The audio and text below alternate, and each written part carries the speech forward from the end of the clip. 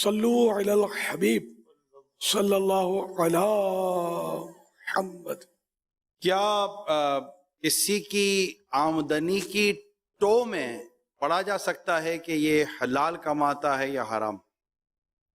توبہ استغفر اللہ۔ یہ تو قرآن کریم صاف ارشاد ہے ولا تجسسوا، اور تجسس مت کرو۔ یہ اس کی تفسیر یہ ہے کہ کسی کے گناہ کی ٹو مت کرو۔ اب یہ کہ وہ حرام کماتا ہے تو گناہ کرتا ہے، اب یہ کہ خامہ کا وہ پنچاتیں کرنا اور نکلوانا کہ یہ کہیں سود تو نہیں لیتا، کہیں کاروبار میں جھوٹ تو نہیں بولتا، کہیں ملاوٹ والا مال تو نہیں بیچ رہا ہے، تو بلا شرعی ضرورت کے ایسی ٹو میں نہ پڑا جائے، یہ تو بالکل اپنے خود گناہ گار ہو جائیں گے۔ پردہ رکھنا چاہیے، اگر کوئی ایسی بات پتہ چل بھی جائے کسی تو ہمیں پردہ رکھنا چاہیے، اور اس کی ممکنہ صورت میں ایک مناسب طریقے اس کی اصلاح کرنی چاہیے، نہ کہ اس کا ڈھول بجانا چاہیے، سب کو کہتے پھرنا چاہیے توبہ استغفر اللہ۔ یہ تو فتنہ برپا ہوتا ہے اس سے۔ اس کو کیسے اپنے آپ کو کنٹرول کریں جب بدقسمتی ہماری، جب ہمیں کسی کا عیب، کسی کی برائی، کسی کی کمزوری پتہ چل جاتی ہے، اور اس کو اپنے پیٹ میں رکھنا اور اپنے پاس اپنے سینے میں محفوظ رکھنا یہ انتہائی مشکل ہو جاتا ہے، اور دعا کے نام پر یا افسوس کے نام پر یا کسی بھی اس طرح کا کوئی بھی ایسا بنا کر بنیاد، جب تک اس کا کوئی وہ بیان نہ کر دیا جائے کہیں پر، تو ایسا لگتا ہے جیسے چین نہیں آتا، نیند نہیں آئے گی۔ اس کا کیا حل نکالیں؟ ہاں اگر کوئی شرعی مصلحت ہے، کوئی شرعی اجازت ایک الگ ہے تو، لیکن بسا اوقات ایسا ہوتا نہیں ہے۔ سنت جلد اول میں عیب چھپاؤ جنت پاؤ، ہاں، جسے اپنے بھائی کا عیب پتہ چل جائے اور وہ اس کو ڈھک دے، چھپا دے، اس کو جنت ملے گی۔ یہ بشارت موجود ہے حدیث پاک میں۔ لیکن جنت پانا، جنت بہت اعلیٰ نعمت ہے۔ دنیا میں کوئی مکان لینا ہوتا تو بڑے پاپڑ بیلنے پڑتے ہیں بھائی، بڑی رقمیں دینی پڑتی ہے، اور کیا کیا مسائل ہوتے ہیں۔ جنت، عالی شان جنت پانے کے لیے ہے نا، اللہ پاک نے کتنا آسانی ہمارے لیے کر دی۔ مسلمان کا عیب اگر پتہ چل گیا ہے، اب مضبوط مٹھی کس لی، کوئی پوچھے تب بھی نہیں بتانا ہے، اللہ پوچھنے کی بعض صورتیں جس میں بتانا ہوگا، لیکن ہر صورت میں بتانا نہیں ہوتا، تو یہ کہ ایسا دبا دے، نہ ہر ایک بتانے کی ضرورت بھی نہیں پڑتی۔ بات آپ کی بہت اچھی ہے اور ایسا ہی ہونا چاہیے، لیکن اب ہم کہہ رہے کہ اب گاؤں ہو، دیہات ہو، وہ اپنی وہ اوتاق ہوتی ہے تو بعضوں کا ڈیرا ہوتا ہے، بیٹھکیں ہوتی ہیں، کوئی موضوع تو لینا ہوتا ہے۔ اب کوئی موضوع بنتا ہے تو یہ اس طرح کے موضوعات بن جاتے ہیں، دوستوں میں، ہوٹلوں میں، چوکوں پر کسی نہ کسی کا یہ معاملہ کھولنا پڑتا ہے۔ کیا تمہیں پتہ چلا؟ کیا تمہیں پتہ چلا؟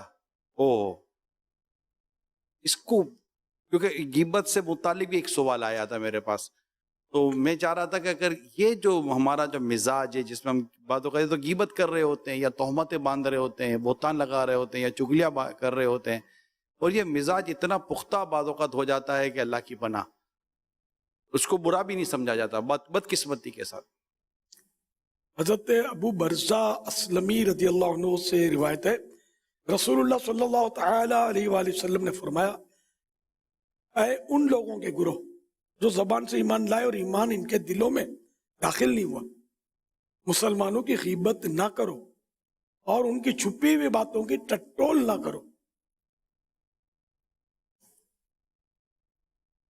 اس لیے کہ جو شخص اپنے مسلمان بھائی کی چھپی ہوئی چیز کی ٹٹول کرے گا، اللہ پاک اس کی پوشیدہ چھپی ہوئی چیز کی ٹٹول کرے یعنی اور اسے ظاہر کر دے گا، اور جس کی اللہ پاک ٹٹول کرے گا یعنی عیب ظاہر کرے گا، اس کو رسوا کر دے گا، اگرچہ وہ اپنے مکان کے اندر ہو۔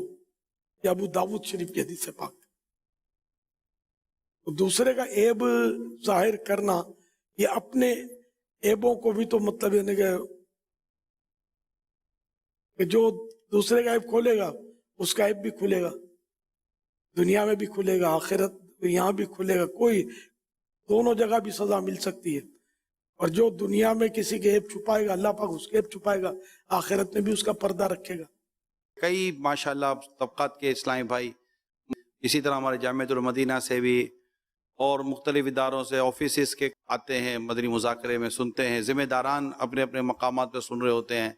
इस्लामी बहनें भी उम्मीद है कि एक तादाद में मदनी चैनल पर देखती सुनती होगी।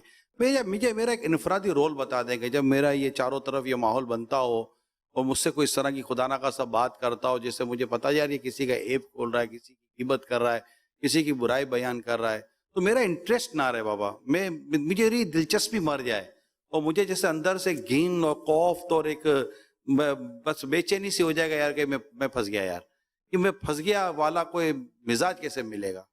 अल्लाह बस अता कर दे, बाकी तो यूं उन्हें बेचैनी बढ़ जाती होगी, धड़कन तेज हो जाती होगी, आगे क्या बोले, आगे क्या, फिर क्या हुआ, और क्या हुआ, और उसने क्या बोला।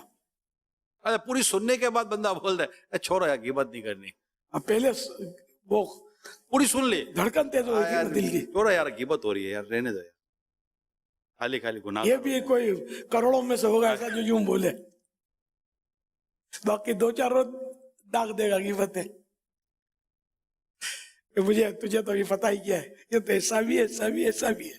अरे ऐसे भी मिल जाते हैं, पूरा पेट खाली करेंगे, सीना पेट खाली करे यार, छोड़ यार, बुराई नहीं करो, किसी की बुराई में मत पड़ो, खाली खाली अपने गुनाहगार जानबूझकर ग़ीबत सुनी थी और अब ये कह रहा है बुराई में मत पड़ो, तो बुराई में तो पड़ चुका ये, वो भी पढ़ा, ये भी पढ़ चुका।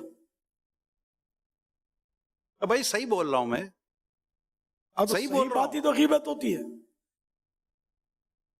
ग़ीबत कहते उसी को है कि किसी में मौजूद ऐब, खामी, खराबी, बुराई, बतौर बुराई उसको उसके पीछे से बयान करना, ये है ग़ीबत। अब अगर उसमें वो चीज नहीं है तब तो ये तोहमत कहलाएगी, क्योंकि ग़ीबत से भी बड़ा गुनाह है। और तोहमत, ग़ीबत तो पीछे से की जाती है, तोहमत के लिए पीछे से होना भी शर्त नहीं है, सामने से भी हो सकती है, पीछे से भी हो सकती है। अगर उसमें कोई बुराई नहीं और हमने वो बयान कर दी उसके लिए, तो वो तोहमत है, चाहे सामने से बोला चाहे पीछे से बोला। ये जो मौजू चल रहा है, अगर माँ अपने मतलब बीवी अपने शौहर से बच्चे की बुराई करती है, यानी कोई भी इसका ऐब है या कोई ऐसा मसला है बयान करती है, बयान कर दिया, बाप बोले कि ठीक है मैं बात करता, नहीं बात नहीं करना है, बात करने के लिए थोड़ी बोली थी मैं, अच्छा फिर क्या करो, बस बात नहीं करे, मैं बोल रही थी कि ये यूं कर रहा होता है, ये ऐसा कर रहा होता है, अब आप बोलोगे तो फिर घर में मसला पैदा होगा। ये जो सोच होती है, चाहे वो बहू के नाम पर हो, सास के नाम पर हो, शोहर के नाम पर हो, बेटे के नाम पर, करने नहीं देना कुछ भी। अगर अगला बोले कि ठीक है चलो मैं बात करता हूँ, ठीक है मैं समझाता हूँ या मैं देखता हूँ, नहीं आपको कुछ नहीं करना, मेरा नाम आ जाएगा और मसले हो जाएंगे, तो अच्छा फिर मुझसे बात क्यों की, अब तो कहाँ बात करूं, आपसे ही नहीं करूं तो, तुमसे नहीं बोलूं तो किससे बोलूं। ये जो माहौल बनता है इसको आप क्या नाम देंगे? ये भड़ास निकालना कहते हैं, भड़ास निकाल देती है या निकाल देते हैं और फिर मना करते हैं कि वो भूलना नहीं है इनको, नहीं तो ये पहुंच जाएगा कि किसने आपको बताया है, कि मेरे सामने ही किया था इसने, चल मैं इसलिए आपको बताता हूँ। इसका कोई नाम है इस बातचीत का? ग़ीबत तो है ही ना यार, अगर ये दुरुस्त उसका ऐब है तो, और नहीं है तो तोहमत है, मिर्ची मसाले भी लगते हैं। फिर अगर उसने गाली निकाली तो बोलता है गालियां निकालता है, गाली और गालियां में फर्क तो है ना। मान लेने वाले के लिए आप क्या फरमाते हैं? अगर कोई इस तरह की बात किसी से करता है या करती है, चाहे घर के अंदर हो, महल्ले के अंदर हो, या इदारे के अंदर हो, ऑफिस के अंदर हो, मान लेने के ताल्लुक से आप क्या कहते हैं कि मुझसे किसी ने कोई सी बात की और मैं, अच्छा वाकई यार चलो ग़ीबत भी, तौबा भी, सब कुछ बातचीत भी हो गई, लेकिन मान लेना क्या ये भी दुरुस्त है या इसका भी कोई है? तो समझ नहीं सका। यानी एक आदमी ने मुझसे किसी की बुराई बयान की, अगरचे वो ग़ीबत की और वाकई ग़ीबत ही की, कोई शक की गुंजाइश, हराम और नाजायज काम, ग़ीबत गुनाह वाली ग़ीबत कर दी इसने, लेकिन क्या मैं उस एक की खबर को मानकर उस एक के बारे में जहन बना लोगे यार इससे इसके बारे में सही कहा यार, वाकई वो ऐसा ही है? हाँ ये भी है, میرا اس وقت کیا کام ہے کہ میں مان لوں؟ چلو توبہ بھی ہو گئی، احساس بھی ہو گیا غیبت ہو گئی ہے، لیکن کیا واقعی وہ مان لینے والی بات ہے میرے لیے جو تیسرے آدمی کی بات کی گئی؟ ماننا تو نہیں چاہیے، یہ بھی سمجھ میں آتا ہے بالکل. خبر واحد ہے، اور جو کہہ رہا ہے وہ تو فاسق ہوا نا، اور فاسق کی خبر ویسے معتبر نہیں ہوتی. ایسے بزرگوں کے اقوال بھی ہیں نہیں کہ وہ بالکل، آپ تسلیم نہیں کرتے، مطلب کہ یہ تو فاسق ہو گیا. فاسق کا کیا اعتبار؟ فاسق یہ اصطلاح ہے، وہ بہت خطرناک، فاسق بہت برا بندہ ہوتا ہے. یعنی اس وقت یہ موضوع یوں ایسا لگتا ہے جیسے کہ معاشرہ اس موضوع میں یا اس معاملہ میں جیسے کہ یہ بالکل مبتلا سا نظر آ رہا جی ہوتا جی، ہے. اس سے تو اللہ ماشاء اللہ کوئی بچے، باقی تو تقریباً معاشرہ اس میں مبتلا ہے. ایسا لگتا ہے کہ آپ نے جو بھی ارشاد فرمایا اگر کوئی سیریس لے لے کہ اب مجھے یہ بات کرنی کوئی نہیں ہے، تو مجھے لگتا ہے کہ شاید اس کے بعد بولنے کے لیے اتنا مواد بھی نہیں ہوگا. وہ قفل مدینہ لگائے اور بغیر ضرورت لوگوں سے میل جول نہ رکھے. ہاں ضرورت ہے، نیکی کی دعوت دینی ہے یا کاروباری مجبوریاں ہیں تو بس اپنے وہ پوائنٹ ٹو پوائنٹ بات کرے. تو بھی پھنسنے کے چانس تو لوگوں سے ملا. اس دور میں تو بچنا بہت مشکل ہے، کیونکہ وہ خود کریں گے، آپ نہیں کریں گے، سننا پڑے گا. اب آپ تو یہ بھی تو یار ہے ابھی نا، وہ نہیں گیا، وہ جو گیا نا یار، مجھے تو یار بالکل میں چپک گیا تھا، جان نہیں چھوڑ رہا تھا. آپ پہنچے نا السلام علیکم اور دوسرا گیا تو اس کے بارے میں اگلا بولے گا آپ کہاں جائیں گے؟ مدینے.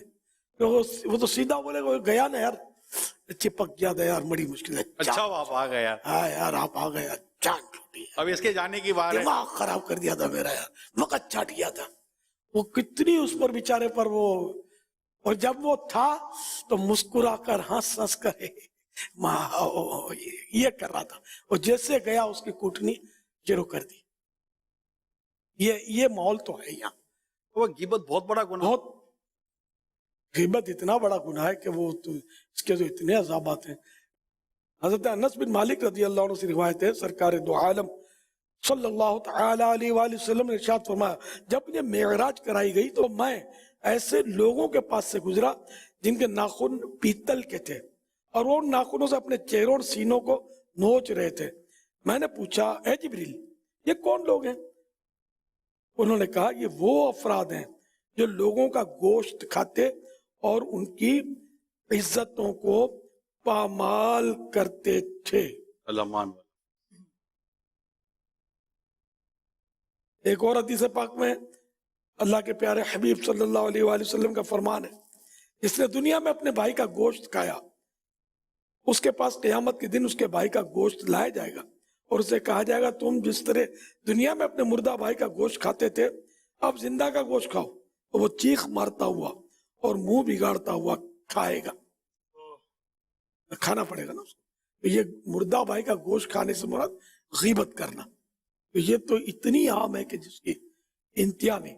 غیبت کی تباہ کاریاں، یہ کتاب مکتبۃ المدینہ کی، اس کو پوری پڑھ لینی چاہیے. اگر پڑھے بہت عرصہ ہو گیا تو ذہن نصیب دوبارہ اس کو پڑھ لیا جائے تو یہ کہ ایک بار پھر تازہ ہو جائے گی، ورنہ شیطان ایسی باتیں جلدی بھلا دیتا ہے آدمی کو. جتنے بھی مدنی مذاکرہ دیکھ اور سن رہے ہیں، نیت بنائیں اور کہیں نہ غیبت کریں گے نہ غیبت سنیں گے. ایک بار پھر نیت کے ساتھ اللہ ہمیں توفیق دے، ہمیں گناہوں سے بچائے، اس بیماری سے اللہ ہمیں نجات دے. اور ایک بار پھر کہہ دیں نہ غیبت کریں گے نہ غیبت سنیں گے، نہ غیبت کریں گے نہ غیبت سنیں گے، نہ غیبت کریں گے نہ غیبت سنیں گے. حضرت ابو ہریرہ رضی اللہ عنہ سے روایت ہے، رسول اللہ صلی اللہ علیہ وآلہ وسلم نے ارشاد فرمایا تم میں سے کوئی شخص اپنے بھائی کی آنکھ میں تنکا دیکھتا ہے اور اپنی آنکھ کو بھول جاتا ہے. حضرت عبداللہ بن عباس رضی اللہ عنہما فرماتے ہیں جب تم اپنے ساتھی کے عیب ذکر کرنے کا ارادہ کرو، یعنی بیان کرنے کا ارادہ کرو، تو اس وقت اپنے عیبوں کو یاد کرو. اپنے عیبوں کو یاد کریں گے تو ظاہر دوسرے کے عیب سے توجہ ہٹانی ہوگی، نہ کرنا ہی نہیں، بلکہ میں زیادہ عیبدار ہوں، ہے نا. ایک انگلی ہم دوسری طرف اٹھاتے ہیں، 3 انگلی اپنی طرف ہے، لیکن اپنے کو دیکھ کہ تو کیسا ہے. افسوس وہ ایک محاورہ بھی ہے کہ دوسرے کی آنکھ کا تنکا تو نظر آ جاتا ہے لیکن اپنی آنکھ کا شہتیر نظر نہیں آتا. اب آپ نے اپنی اسی کتاب میں ایک نسخہ بھی دیا ہے کہ اگر ہم مل کر کوشش کریں کہ اگر کوئی ایسا ماحول ہو تو ایک کہہ دے توبو اللہ استغفر اللہ. جب یہ شروع میں رسالہ اور کتاب آئی تھی تو یہ چلا بھی تھا اور اسلام میں کہہ بھی دیتے تھے، لیکن بعد میں پھر آپ نے بھی چند دفعہ توجہ دلائی کہ غیبت نہیں تھی تب بھی یہ تو ہوئے گا. اب اس میں کوئی تھوڑا مسائل جانتا ہوگا نا، اس کے سامنے یہ غلطی کی نا توبو اللہ کی، تو اس میں بھی اس مسائل جاننے والا امتحان ہو جائے گا، اس کو جھاڑ دے گا. اگر جھاڑ دے گا تو یہ بھی مصیبت میں پڑا.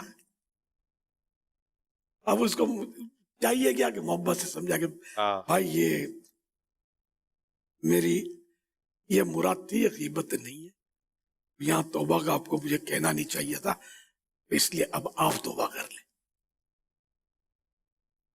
یہ بہت مشکل ہے، اتنا ظرف کون کہاں سے لائے یار. اسی لیے تو امت اس وقت تکلیف میں، نہ ہمیں سمجھانا آتا ہے نہ ہمیں سمجھنا آتا ہے. ہر طرف مسائل ہی مسائل، مسائل کا انبار ہے. ذرا مزاج کے خلاف کوئی بات ہو گئی تو ساری نرمی جو ہے، سارے اخلاق، سارا تقوی سب کا پول کھول کے ہم لوگ رکھ دیتے ہیں.